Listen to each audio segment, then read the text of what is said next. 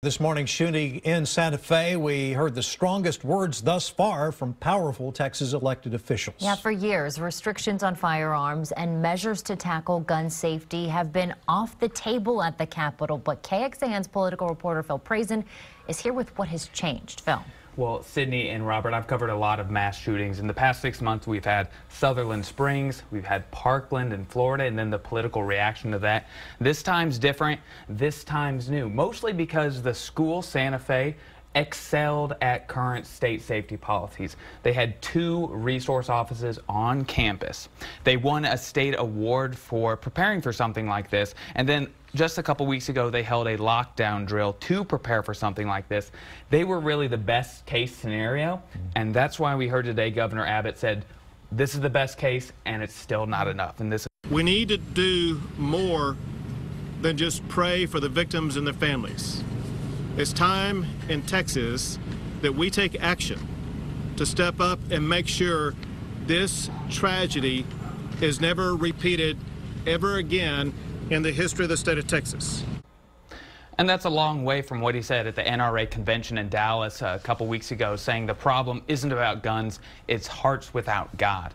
So starting next week, he's forming a roundtable discussion on gun violence with parents, students, educators, Second Amendment right activists to talk it out. Gun control advocates have been pushing for something like this for years, and it has gone nowhere. Texas Senator Ted Cruz was there and seemed to at least agree on the goal. And in the public policy arena, we need to be doing everything humanly possible to stop this from ever happening again, to stop violent criminals, to stop them from getting firearms, to stop them from getting access to schools.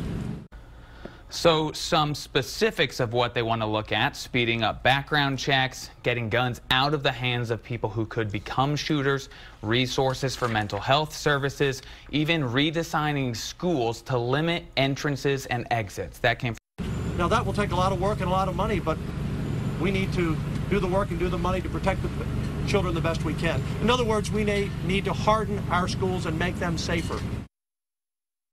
But Democrats across the state called for limiting access to firearms again. Remember, the shooter used his father's shotgun and handgun, and then the shooter had no criminal history. And of course, all statewide elected officials right now are Republicans. What are Democrats saying about this? Well, this is an election year, and you know, they have noticed that this is a political issue, really, and they're making it known in the elections. Both candidates on the Democratic side for governor, and then all the statewide and the Congress, people running for Congress. In fact, Austin Congressman Lloyd Doggett just issued a statement earlier today saying the only way to ensure greater protection for our children is to replace this Congress with those committed to act. So Democrats and Republicans will be talking about this issue from now through the primary runoffs and then into November. Great insight. Thanks so much, Phil. Thank you. Well, as Phil noted, the state leaders who spoke out today seem determined to go beyond thoughts and prayers in response to this newest tragedy. One reporter asked Governor Abbott if he could propose legislative action, I should say, right now. What would he do? This was the governor's response. Interestingly, I had prepared a policy paper that I was going to be rolling out next week addressing gun safety in the state of Texas. And I ticked off a few of those policy proposals in general, but they do include some things that actually would not be relevant to what happened today. But they do include speeding background checks. They do include strategies to keep guns out of the hands of those who pose an immediate danger to others.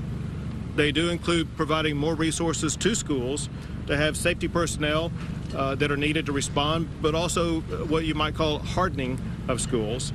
They include resources to address the mental health issues that are seemingly behind so many of these shootings and make sure that we're able to address those mental health issues in a way that reduces gun violence.